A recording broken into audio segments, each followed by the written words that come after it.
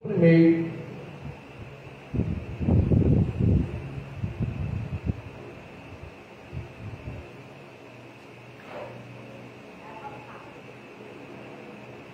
versículo de número 1. No princípio criou Deus céus e terra. Vamos lá para o versículo 21, meus irmãos. E criou Deus grandes baleias e todo réptil de alma vivente, e as águas abundantemente produziram conforme suas espécies, e toda ave de asas conforme a sua espécie. E viu Deus que tudo que criou era bom. Pule para o versículo 27. Criou Deus o homem à sua imagem, a imagem de Deus o criou, macho e fêmea os criou. Pode sentar, glória a Deus, aleluia. Meus amados irmãos, glória a Jesus. Estamos diante de um texto maravilhoso da criação, a qual nós salteamos alguns versículos para que nós viéssemos a entender, aleluia, como a Bíblia aborda a ideia de criação, como a Bíblia aborda a ideia da formação do universo, como a Bíblia relata o próprio Deus como Bereshit, ou o Criador, ou o Elohim, ou aquele que é Deus acima dos deuses, louvado seja o nome do Eterno. Então, meus irmãos, glória a Jesus, nós precisamos entender e compreender umas coisas importantes aqui. O texto relata um arquiteto do universo, em consonância com a sua vontade e seu poder, cria todas as coisas de acordo com a sua vontade.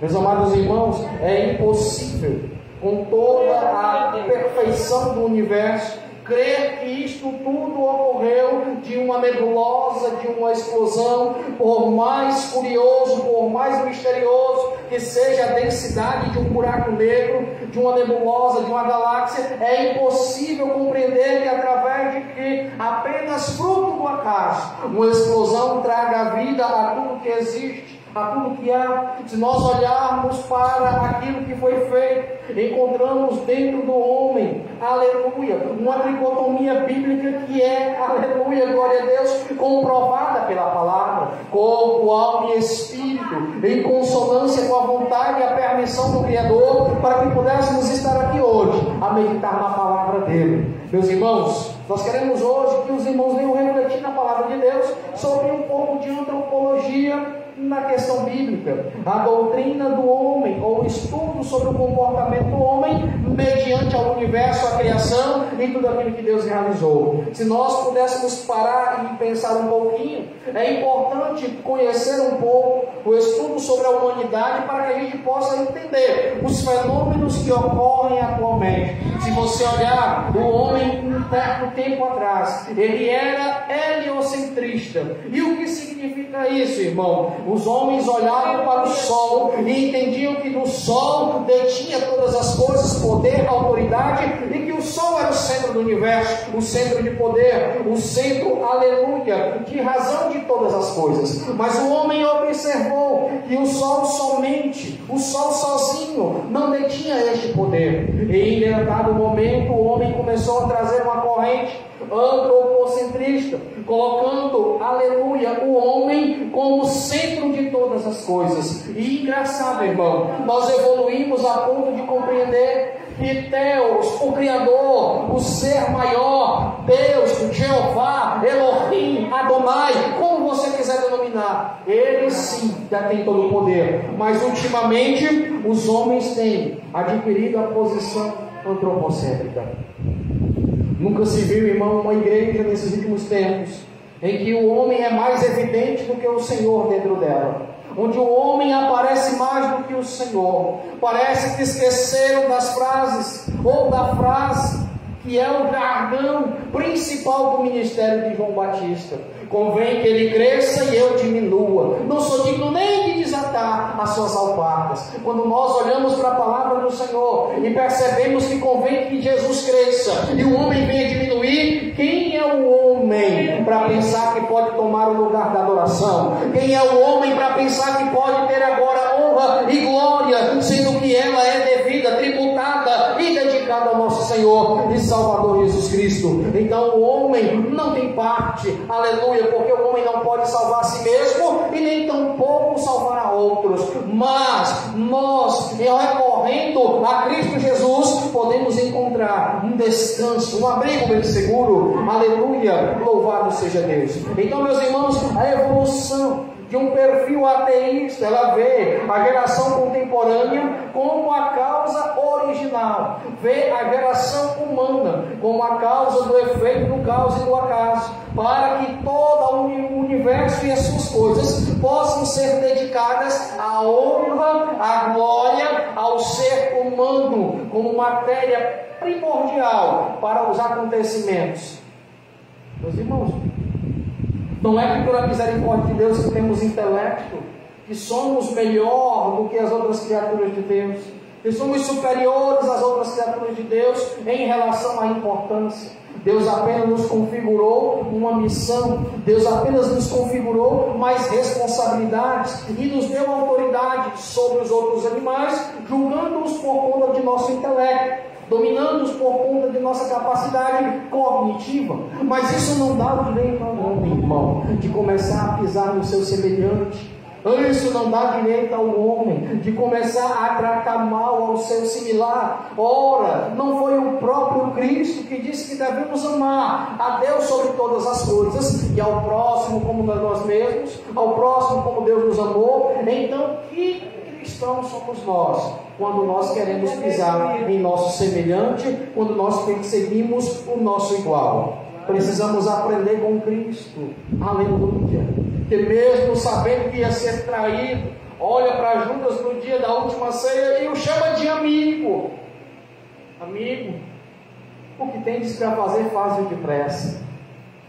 Ele sabia, irmãos, do sofrimento que estava guardado. Ele sabia de tudo que viria, mas ainda assim o chama de amigo, porque ele entende: glória seja dada ao nome do Eterno, que toda criatura é valiosa perante ao Senhor, seja para qual for a sua finalidade, seja qual for a sua missão. A evolução teísta vê um poder, uma força original, uma força motriz, que ambos juntos, em uma versão trina, podem e fizeram a formação do universo de tudo que há nele. Nós cremos sim, meus irmãos, que a Trindade, Deus Pai, Deus Filho, Deus Espírito, são autores e consumadores de toda a fé e criação. O criacionismo é uma evidência de revelação bíblica. Ora, meus irmãos, a extensão da evidência acontece quando nós olhamos para a autoridade do Senhor ao constituir, ao determinar pelo poder de sua palavra que tudo que existe hoje tivesse a existência no momento do início. Então, quando nós olhamos ali, a Bíblia usa o termo Bereshit para dizer que o Senhor detinha todo o poder, que aquela força que estava criando o universo detinha todo o poder. Não é parcialmente um poder, não é parte de um poder, é todo o poder. Nada é vedado a ele, nada é limitado a ele. Deus não conhece limites. Eu e você temos limitações. Vamos chegar a um certo período de anos de vida, vamos ir até um certo patamar de respeito, de, vamos dizer, de condição financeira, social, sentimental, seja qual for a esfera. Nós temos um limite, temos um teto, não passamos disso.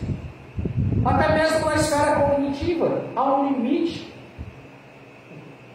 mas o Senhor não conhece limites. Nada é vedado a ele, já que ele tem todo o poder.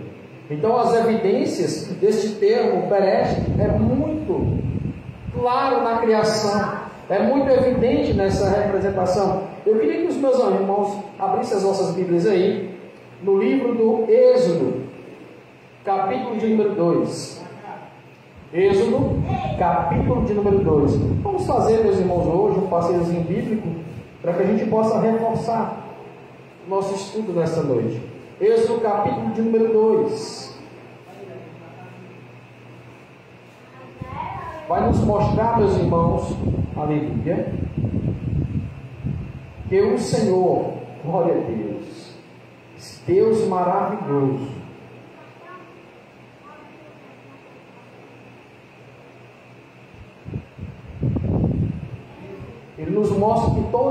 criação. Aleluia. É narrada de maneira histórica. E quem conta esta narrativa? É este homem que está descrito no capítulo 2 de Êxodo. Certo homem da tribo de Levi foi tomar por esposa uma descendente também de Levi. Seu nome era Anrão. E ele, aleluia, junto com sua mulher Joquebede, entram em matrimônio e concebem crianças. E uma dessas crianças foi escolhida para narrar os 5 primeiros aspectos históricos: a criação, o Levirato, o êxodo dos judeus, a numerologia, a contagem do povo e principalmente Deuteronômio, a afirmação das leis. O Pentateuco foi escrito por Moisés de maneira que o Senhor contou a ele todas estas coisas. Nós observamos que esses fatos históricos são narrados de maneira em que não possamos duvidar de nada que lá está escrito.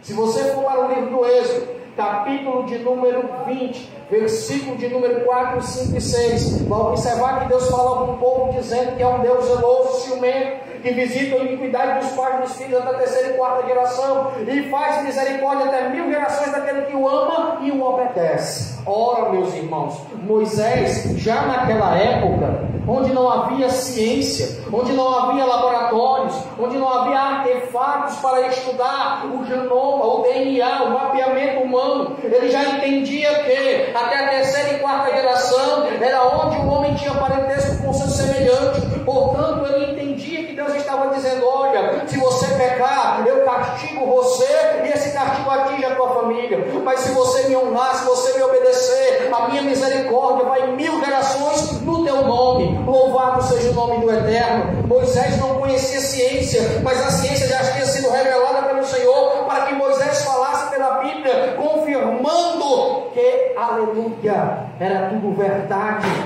Era tudo verdade, narrado em fatos históricos no cânon sagrado.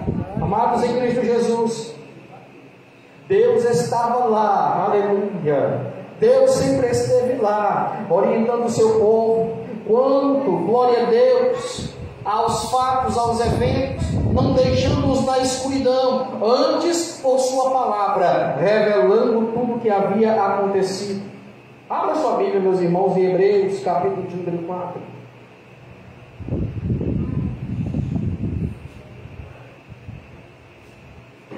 Acerca das coisas futuras, a criação, aleluia, é apresentada, narrada de forma singular.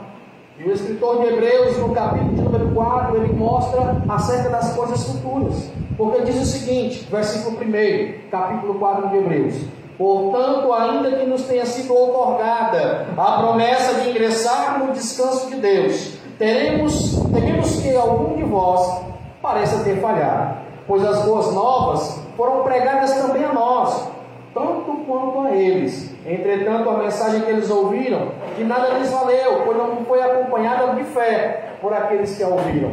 Porquanto somos nós, os que temos crido, que entraremos no descanso, conforme Deus declarou. Deus declarou, irmãos: assim jurei na minha ira, jamais entrarão no meu descanso, muito embora as suas obras estivessem concluídas desde a fundação do mundo. Pois em certa passagem ele mesmo se refere ao dia 7º, nestes termos, dizendo assim: no dia 7º de Deus, descansou ele de toda a obra que realizou. E novamente o texto é citado: jamais entrarão no meu descanso. Portanto, considerando que ainda faltam alguns para entrar naquele descanso, e aqueles que antes foram pregados o Evangelho não ingressaram por desobediência, determina o Senhor uma nova oportunidade. Oh glória! Cristo é a oportunidade. Deus criou uma nova oportunidade para o homem, vendo que o homem não chegou ao seu descanso quando a lei estava lá, estendida, mostrada, revelada. O homem nem a la carte conseguiu cumprir, mas o Senhor determina uma nova oportunidade. Aquele que lava suas vestiduras no sangue carmesim encontra esta oportunidade, e a oportunidade também tem dia, tem data e tem hora, e se chama hoje. E ao declarar por muito tempo depois, por intermédio de Davi, foi proclamado: hoje, se ouvir razão, porque se Josué tivesse dado descanso, Deus não teria feito declaração posterior a respeito do outro dia. Então, meus amados, o dia da vitória, o dia, aleluia, em que nós devemos abraçar a oportunidade nova que Deus nos dá, é hoje. É hoje o dia de confissão, é hoje o dia de se reconciliar, é hoje o dia de buscar a Deus, é hoje o dia de querer intimidade, é hoje o dia de estar unido com o Senhor, aleluia, louvado seja Deus. No passado, talvez você olhe para os quantas enquanto às vezes pregado para mim, eu dizia, hoje não, depois, mas Deus diz para nós que a oportunidade é hoje. Ainda bem que as entranhas de misericórdia do Senhor nos alcançaram a tempo, aleluia, glória seja dada ao nome do nosso Senhor. Meus irmãos, os fatos do passado, do presente, do porvir, revelam a ideia de Deus de criar o ser humano, de prepará-lo para ser cidadão do céu. Abra sua Bíblia aí, por favor, em Filipenses.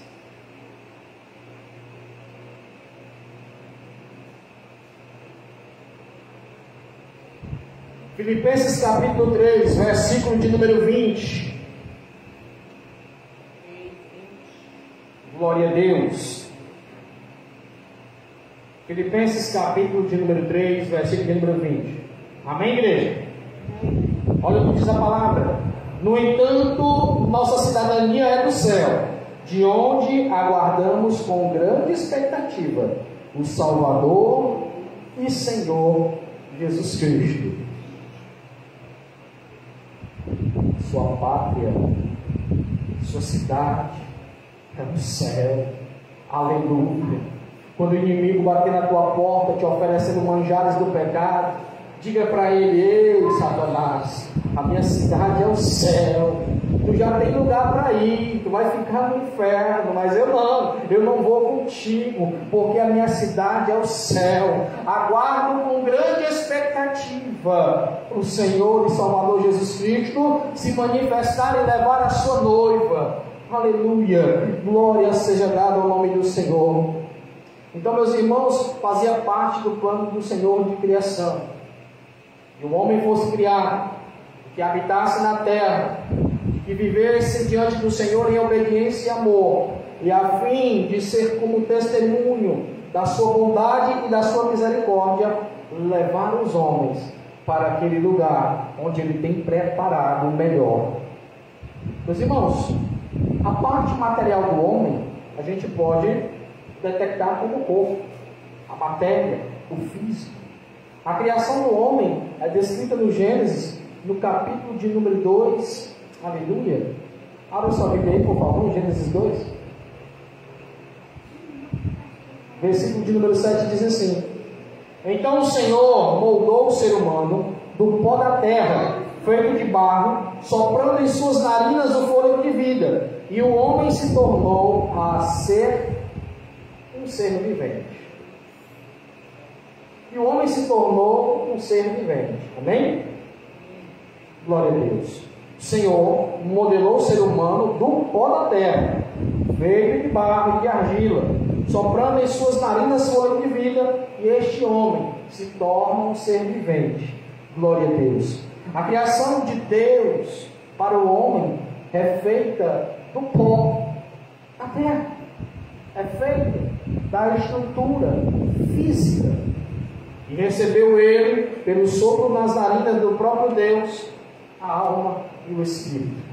Quando nós olhamos para este texto, meus irmãos, isso nos dá uma capacidade de refletir sobre como provar o dedo de Deus na criação. Se você estudar a composição dos ossos, você vai observar que há um material chamado sílica que está presente na areia, dando a ideia de que dentro dos nossos ossos há sim areia. Eita, temos uma relação com o barro aí. Podemos entender então que a ideia criacionista de Deus tem veracidade? E se você for um pouco mais a fundo, e pensar no somatismo, não como pensamento positivo, mas como ação de Deus mediante a sua fé, você vai começar a compreender que esse Deus ainda cura.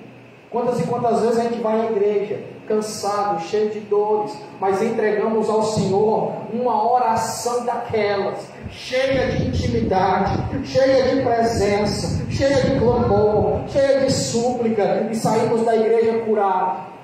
Mas o homem natural, ele vai dizer que é o somatismo, que o pensamento positivo começa a liberar hormônios, endorfinas, serotonina, dopamina, e vai fazer com que você tenha as melhores sensações, os melhores sentimentos, e vai sair da reunião extasiado, achando que foi curado. Mas eu creio num Deus Todo-Poderoso, que opera sem deixar marcas. Eu creio que a ação de Deus mediante a fé, aleluia, o que são as reações químicas mediante a fé sobrenatural naquele que vive e reina para todo sempre, aleluia, louvado seja Deus. Uma coisa, irmão, não anula a outra. O que faz você receber essa descarga de adrenalina, de endorfina, de dopamina, de serotonina no seu organismo, se não a fé em Jesus Cristo, se não aquele momento de fervor, se não aquele momento de intimidade? Então, irmão, quem é o homem para querer afastar de Deus o conhecimento? Não, antes é sim determinação do Senhor: cresceis em graça e em conhecimento. Aleluia. Meus irmãos, abra sua Bíblia aí, em Mateus capítulo 6. Glória a Deus, aleluia. Mateus capítulo número 6. Mateus capítulo 6, glória seja dada ao nome do Senhor, versículo de número 22.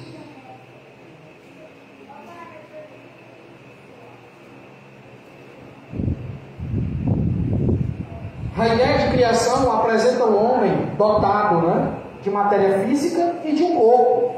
Este corpo é revestido de carne. Olha só, Mateus 6:22 diz assim: os olhos são lâmpadas do corpo. Portanto, se teus olhos forem bons, teu corpo será pleno de luz. Glória a Deus. Jesus maravilhoso, ensinando ao homem que com seus olhos, que são a janela para a alma, se tão somente atentares em vigiar, em contemplar aquilo que edifica, em se aperceber daquilo que é bom, daquilo que é santo, daquilo que é consagrado, daquilo que é separado, e começar a pensar nestas coisas que são do céu, todo o nosso corpo irradiará uma luz que brilha como o brilho do Espírito Santo, uma luz que brilha como a glória e a graça de Deus diante da vida humana. Aleluia. Aí você pode me dizer: irmão, onde é que está na Bíblia?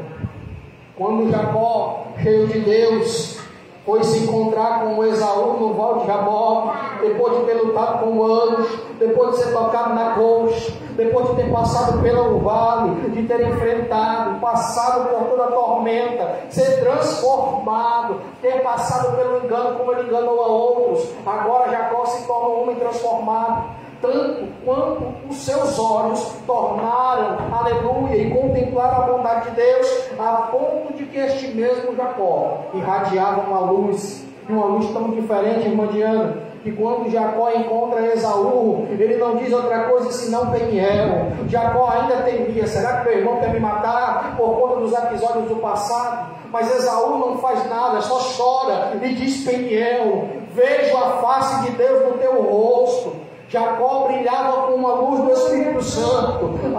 Irmão, se nós tão somente vigiarmos, brilharemos esta luz também. E antes do inimigo, antes do homem mau, antes das adversidades da vida pensarem nos sufocar, olharão e contemplarão o brilho de um homem e de uma mulher de Deus, cheio do Espírito Santo, cheia do Espírito do Senhor.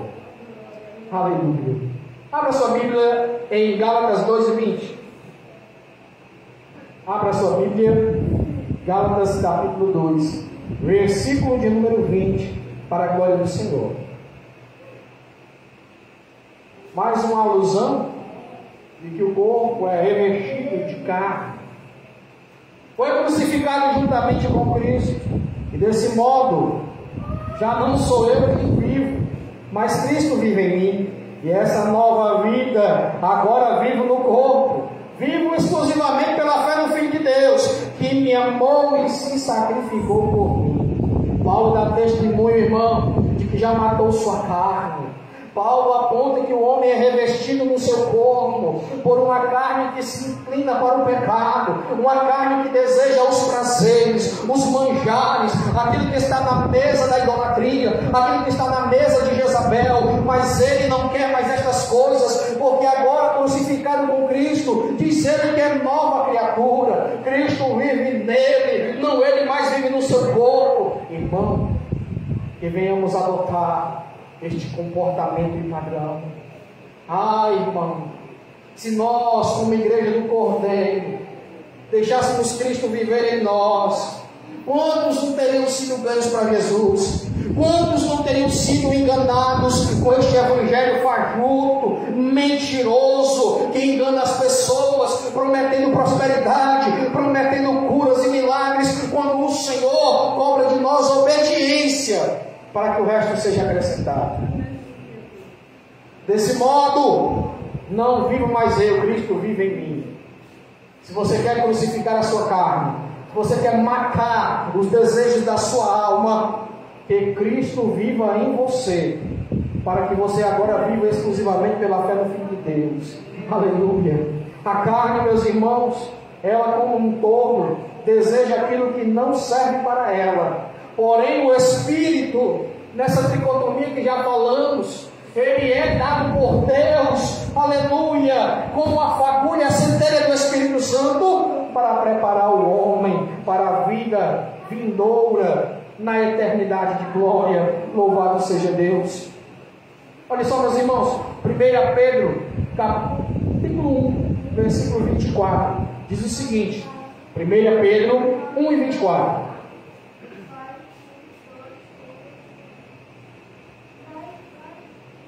Olha o que diz a palavra. Todo ser humano é como a relva, toda a glória como a flor da relva. A relva murcha e cai a sua flor, mas a palavra do Senhor permanece para sempre. E essa é a palavra que vos foi evangelizada. Glória a Deus, aleluia. Irmão, tudo que é humano, tudo que é falível cai por terra. Toda doutrina humana, todo ensinamento humano, carnal, seja repreendido e refutado pela igreja. Que a igreja olhe para a palavra do Senhor, que subsiste para sempre, que é eterna como o Senhor planejou que sejássemos eternos. Meus irmãos, enquanto o homem tem buscado a carnalidade das coisas e tornar a igreja mais carnal, uns pensam que a igreja é bolsa de valores, vou investir para retirar. Outros pensam que a igreja é um poço de Lázaro, onde se mergulha doente e volta a curar. Outros pensam que a igreja é uma ala psiquiátrica para vir aqui, lunático e sadição. Antes, meus irmãos, é preciso entender que o primeiro trato dele é na alma e no espírito. Aleluia! Lembra daquele jovem paralítico que foi descido pelos 4 amigos? Primeiro o Senhor perdoa os seus pecados, depois o Senhor cura ele e ainda lhe dá um aviso: leva teu leito, aleluia, e cuide para não pegar, para que não suceda coisa pior. Irmão, ele manda levar o leito para o homem lembrar de onde ele saiu e não esquecer de onde Deus o tirou. Aleluia. Que o homem não se glorie na sua carne, que o homem não se glorie no seu emprego, que o homem não se glorie no seu dinheiro. Tudo isso é vaidade, tudo isso murcha, tudo isso cai, mas a palavra do Eterno permanece. Aleluia. E isso é que foi evangelizado nesta igreja. A palavra do Senhor é mais importante do que qualquer movimento humano. Você pode ouvir aqui, ali e acolá, está acontecendo isso, tem profeta que fala assim, tem cantora que canta assim, mas fique com a palavra de Deus, fique com a base bíblica, fique com uma mensagem cristocêntrica, porque tudo isso passa, é movimento de homem e não tem validade nenhuma, confunde a alma, engana, leva os incautos ao engodo e a cair perante o Senhor. Mas se nós permanecermos na sua palavra, a palavra do Senhor nos livrará do laço do passarinheiro, da armadilha do inimigo. 1000 cairão ao nosso lado, 10.000 à nossa direita, não seremos atingidos, irmão, porque a palavra ela é escudo, a palavra ela guarda o crente, a palavra ela reveste o crente de uma fortaleza, de uma proteção inimaginável. Quando o diabo vai acusar Jó, aleluia, a primeira coisa que ele diz: Senhor, tu colocou nele um muro, uma cerca de proteção, ninguém toca nele, nem demônio toca nele, não molesta, não perturba, porque ele era reto, era temente, era honesto, se desviava do mal, ou seja, Jó cumpria a palavra estava no coração de Jó, por isso o inimigo não tocava nele. Aleluia. Se você não quer ser incomodado pelo inimigo, viva a palavra, guarde ela, ame ela, pregue ela, viva aquilo que o Senhor sonhou para você. Meus irmãos, abra sua Bíblia em 2 Coríntios capítulo 4, versículo de número 7, para a glória do Senhor. 2 Coríntios capítulo de número 4, versículo de número 7. Nós vamos ver aqui mais uma metáfora, mais uma alegoria do que seria, glória a Deus, o corpo perante ao texto bíblico. 2 Coríntios capítulo 4, versículo de número 7, irmã Diana.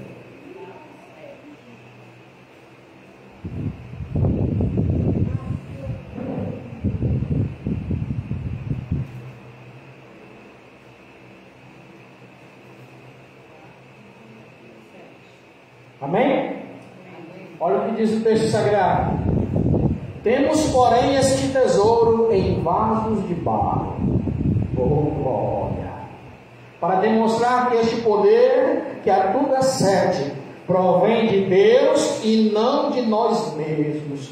Deus é tão maravilhoso, irmão, que exalta os humildes, que usa aquele que ninguém dá nada, que usa aqueles que a sociedade nem prestigia, porque o poder do Senhor, ele habita na excelência, nos seus vasos de barro, nos menores da casa, nos Davis da vida, naqueles que ninguém aposta coisa alguma. Aleluia! Quando eu olho para o livro de Josué e percebo um homem chamado Caleb. Caleb tinha 85 anos, era um ancião, mas havia ele herdado de Deus uma promessa de que Hebron seria dele. E ele diz: olha, 45 anos faz que o Senhor me prometeu Hebron por herança. Hoje eu tenho 85 anos, sou um ancião, mas tenho a mesma força de entrar na guerra, de sair dela, e Deus é comigo para desapossar todo gigante que estiver por lá. Olha que coisa tremenda. Ele faz questão de reverenciar a Deus como a força motriz da sua vitória. Caleb não se exalta, Caleb não coloca a sua vida acima de Deus, Caleb não procura aparecer mais do que o Senhor.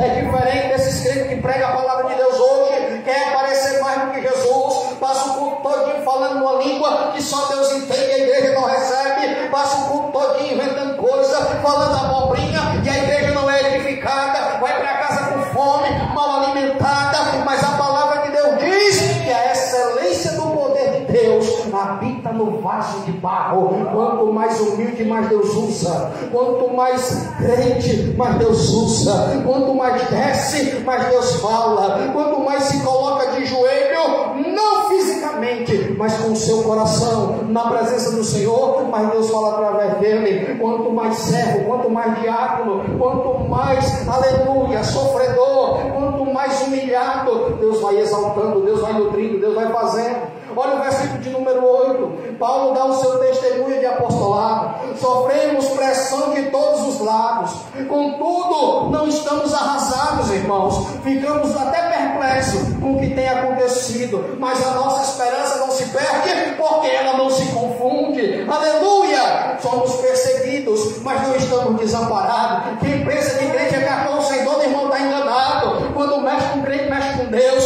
Quando persegue crente, persegue a igreja do Senhor. Quando mexe no Filho de Deus, toca no Espírito Santo. Crente não é cachorro abandonado. Crente tem um Deus que cuida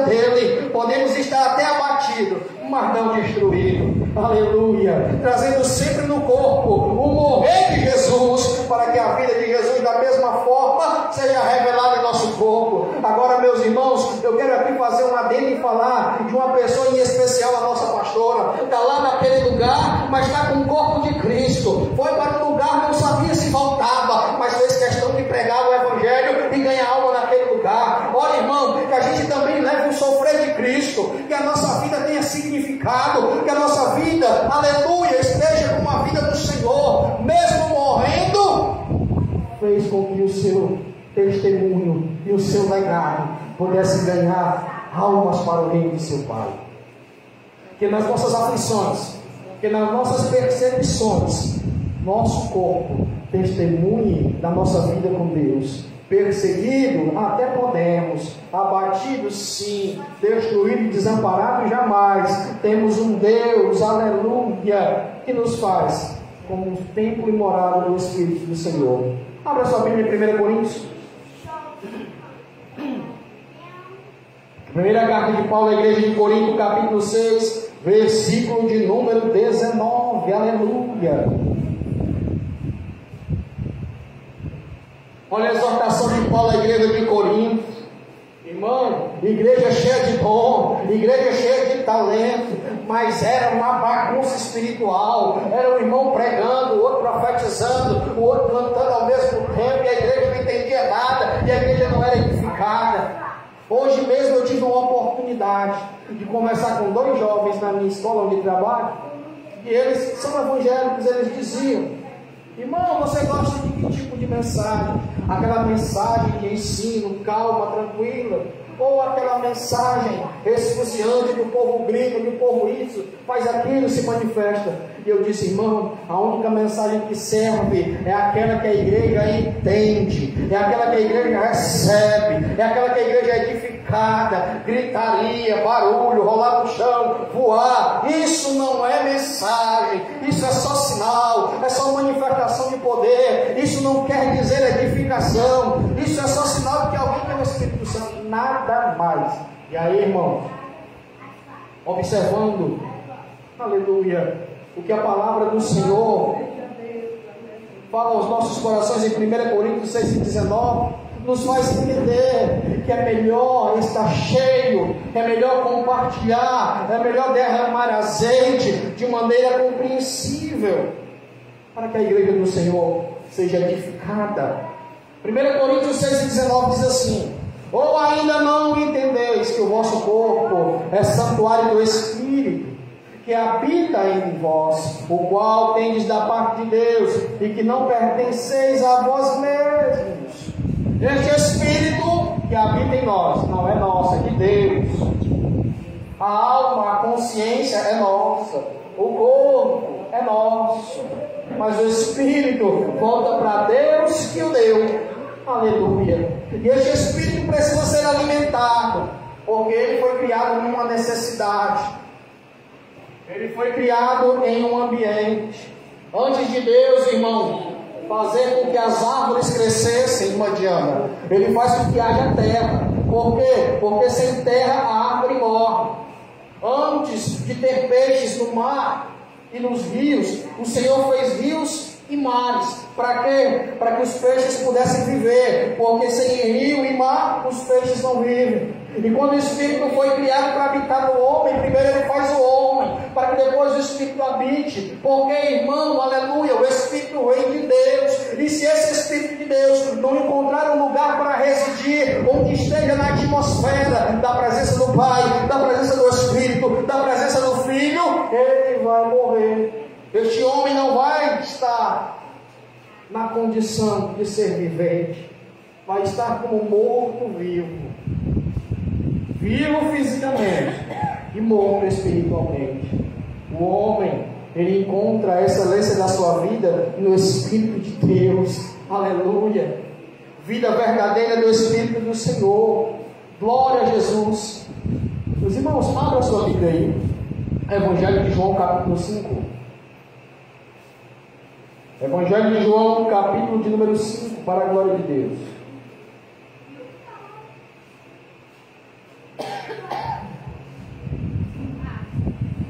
Olha a promessa do que haverá com o nosso corpo. 5, 28 e 29. Oh, glória!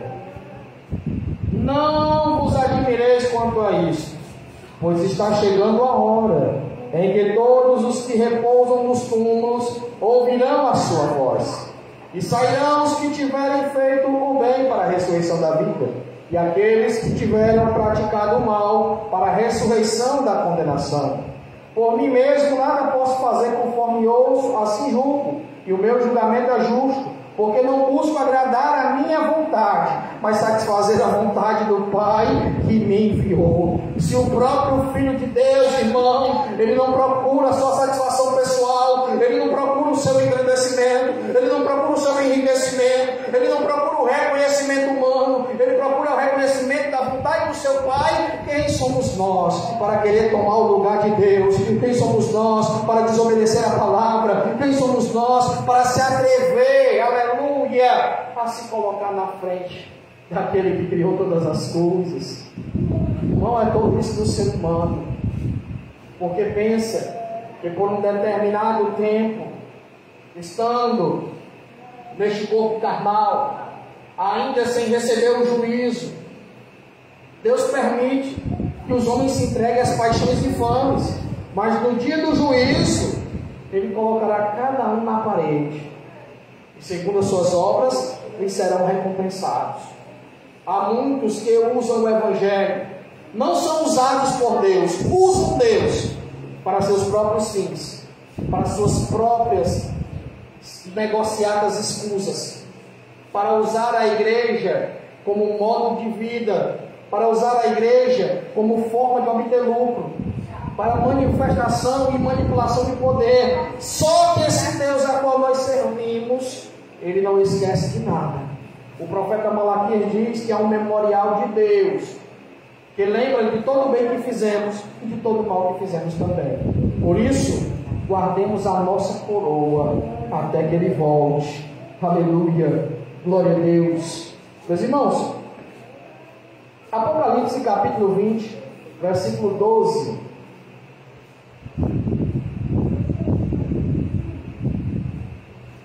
Apocalipse 20, 12.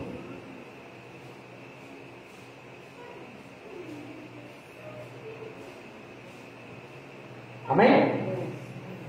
Apocalipse, o último livro da Bíblia, 20 e 12. Vi também os mortos.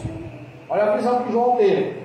Vi também os mortos, grandes e pequenos, estavam em pé diante do trono, e livros foram abertos. Então abriu-se um livro da vida. Os mortos foram julgados pelas observações que estavam registradas nos livros, de acordo com suas obras realizadas. O mar entregou os mortos que morreram nele, e a morte e o Hades entregaram os mortos que neles havia, e um por um foram julgados, de acordo com o que haviam feito.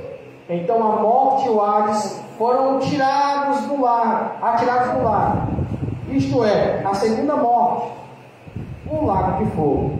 E todo aquele cujo nome não foi encontrado no livro da vida foi lançado no lago de fogo. O livro da vida é o livro da garantia.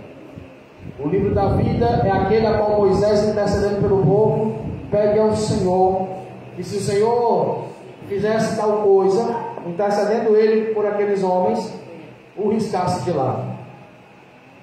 O livro da vida é o memorial de Deus com as nossas obras, seja para a salvação, seja para a condenação. E lá, se tivermos feito obras com observação de salvação, nosso nome estará lá inscrito com o sangue carnezeiro. Mas, se não estivermos com o nosso nome lá, nos resta o livro da condenação. Porque, meus irmãos, diferente do que os homens pregam, não existe purgatório. Não há lugar de purgar. Não há lugar de purificação pós-morte. Após a morte, segue-se o juízo. Juízo.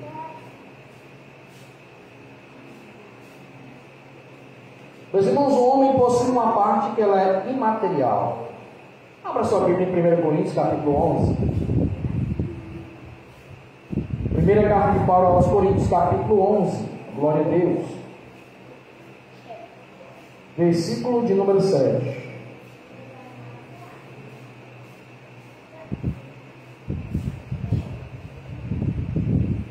O homem não deve cobrir a visto que ele é a imagem e a glória de Deus, mas a mulher é a glória do homem.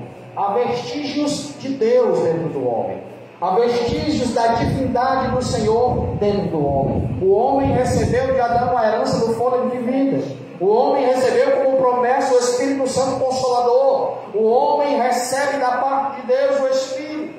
Então precisamos compreender, aleluia, que temos na nossa alma e espírito partes do Senhor. Ela é caracterizada como semelhança de Deus.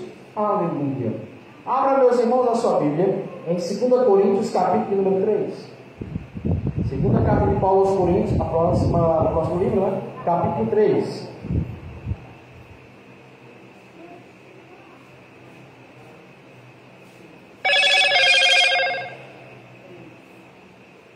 Versículo de número 13. Amém? Não somos como Moisés, que se cobria com um véu perante a face, para que os filhos de Israel não olhassem o seu resplendor, porque o seu rosto estava se dissipando. E com isso a mente dos israelenses se fechou até hoje, porque o mesmo véu ainda permanece quando é lido a lei. Não foi retirado, porque somente em Cristo que ele pode ser removido. De fato, até os nossos dias, quando é lido a lei, um véu se cobre nos seus corações. Contudo, se alguém se converteu ao Senhor, o véu é removido. O Senhor é Espírito, e onde quer que Ele esteja, ali há liberdade.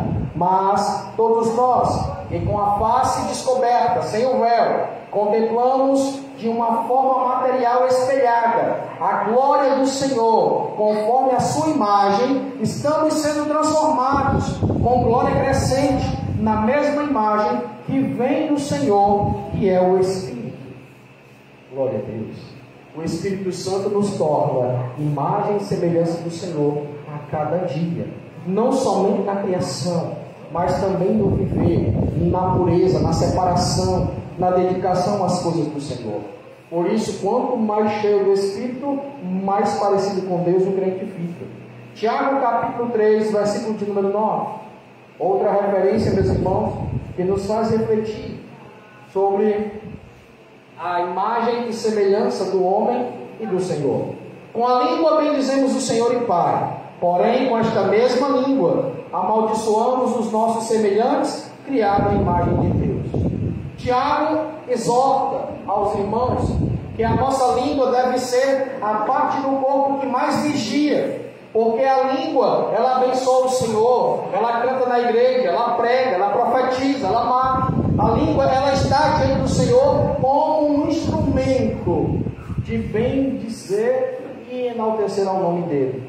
Mas também, quando o crente não vigia, quando o crente não persevera, quando o crente fica alheio, ele também com a mesma língua persegue, maltrata e muitas vezes amaldiçoa o seu irmão que foi criado à sua imagem e semelhança.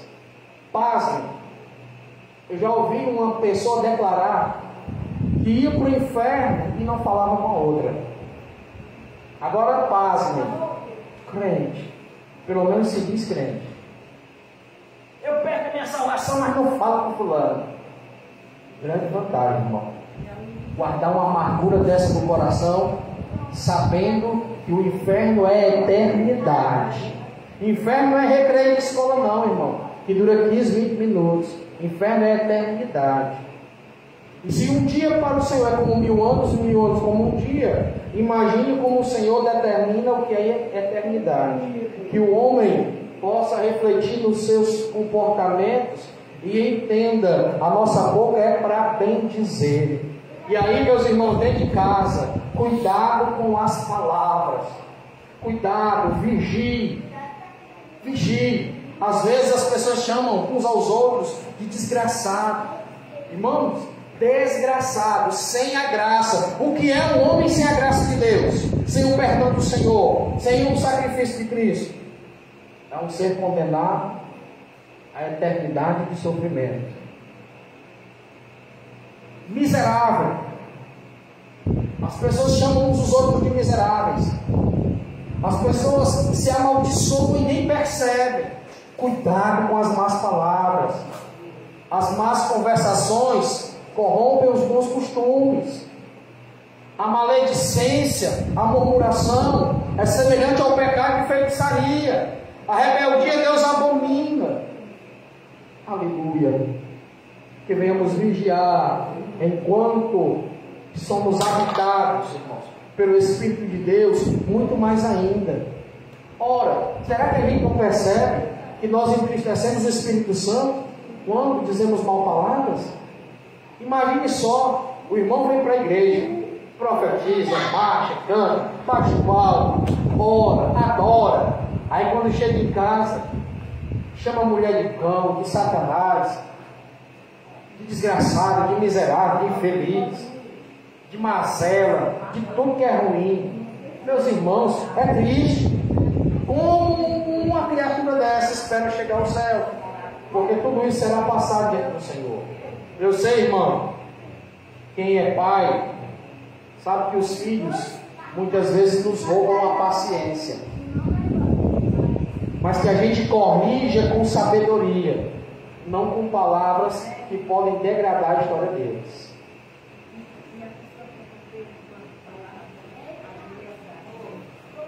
Está trazendo problema para si próprio. Quando alguém, irmã Rita, usa de más palavras, está trazendo essa maldição para si. Porque, olha só, a mulher está lá, vigiando, na posição, e o cristão fora da posição, porque vai para casa e começa a dizer um monte com a abençoada da esposa.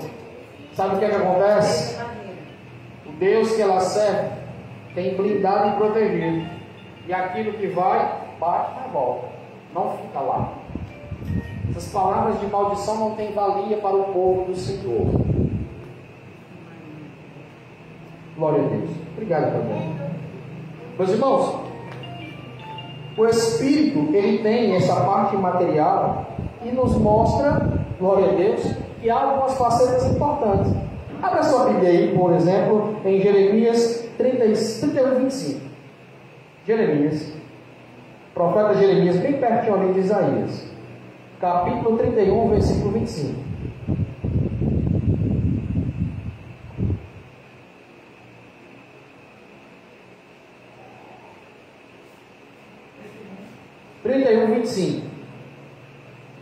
Eis, portanto, que restaurarei o ânimo do abatido, animarei o exausto e darei força aos enfraquecidos.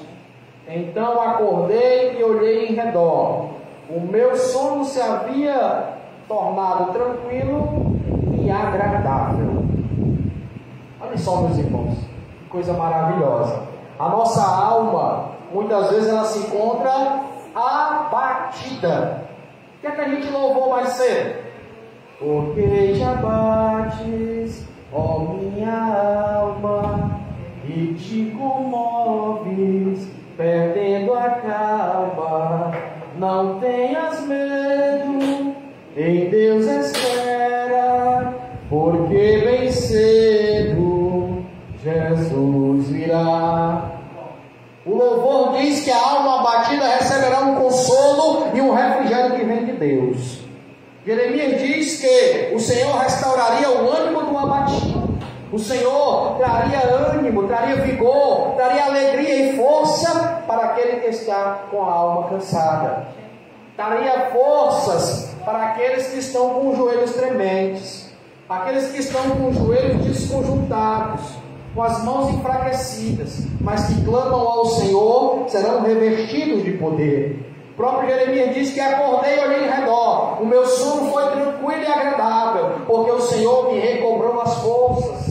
Aleluia, glória a Deus. Então, irmão, se você tem enfrentado tormentas na tua vida e a tua alma tem desanimado, lembra-se de Hebreus capítulo 13, versículo 8. Jesus é o mesmo ontem, hoje e o será para sempre. Nas dificuldades do passado, Ele trata. Nas dificuldades do tempo presente, Ele também resolve. E aquilo que ainda nem chegou, mas você já está preocupado, Ele continua sendo Deus para te ajudar a vencer, para te ensinar o caminho, para te dar a capacidade de tomar as melhores decisões. Confia no Senhor. entrega o teu caminho a Ele, e Ele tudo fará. Glória a Jesus. Abra sua Bíblia, irmão. 1 Pedro capítulo 2, versículo 11. Primeira epístola de Pedro 2 e 11. Oh glória, aleluia. A alma é uma das partes imateriais do homem. Não é física, ela é espiritual. E a gente muitas vezes a chama até mesmo de consciência. 1 Pedro capítulo 2, versículo 11. Os irmãos acharam aí? Olha o que diz a palavra. Meus amados, exorto-os a vós, como peregrinos e estrangeiros, para que vos abstenhais das paixões da carne, pois elas batalham contra a alma. Em algumas traduções vai estar contra o espírito. Amados, exorto-vos como a peregrinos e estrangeiros. Olha só, Pedro está dizendo, meus irmãos, tanto os peregrinos, quanto os estrangeiros, os gentios, os prosélitos, aqueles que aderiram à fé, abstenham-nos da carne, dos desejos carnais, das concupiscências, dos prazeres, pois eles batalham contra a sua alma. A sua alma, ela precisa estar, como Paulo ensinou aos irmãos de Éfeso, aos irmãos de Filipos. Paulo estava preso, mas ensina os irmãos: irmãos, tudo que é honesto, tudo que é puro, tudo que é verdadeiro, e se tem algum louvor, nisto pensais. Nosso pensamento, a nossa alma precisa estar rodeada daquilo que é verdadeiro, puro e que tenha louvor da parte do Senhor, para que ela esteja sempre incontaminada e possa vencer os desejos da carne. Meus irmãos, abra sua Bíblia em Romanos capítulo 8, versículo 16.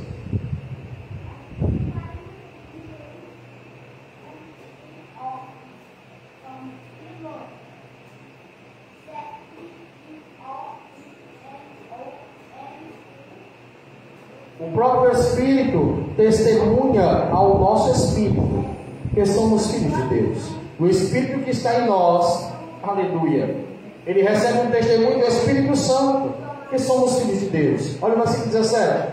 Porque se somos filhos de Deus, somos herdeiros de Deus, co-herdeiros com Cristo, se realmente participarmos dos seus sofrimentos, de mesmo modo participaremos também de sua glória. Estou convencido que os sofrimentos do tempo presente não podem ser comparados com a glória que em nós há de ser revelada. Aleluia. O Espírito, ele instrui ao homem que tudo que passamos desta terra tem uma finalidade. Esta finalidade está escondida em Deus, para que possamos desfrutar, aleluia, de tudo que a santidade, de tudo que a purificação do Senhor nos concede. Irmãos, para finalizar, 2 Coríntios capítulo 7, versículo 1.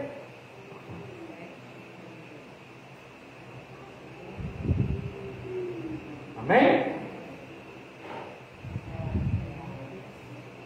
2 Coríntios capítulo 7, versículo 1. Amados, visto que temos essas promessas, purifiquemo-nos de tudo o que possa contaminar o corpo e consequentemente a alma, nos aperfeiçoando na santidade e no temor do Senhor. Oh, glória a Deus. Aleluia.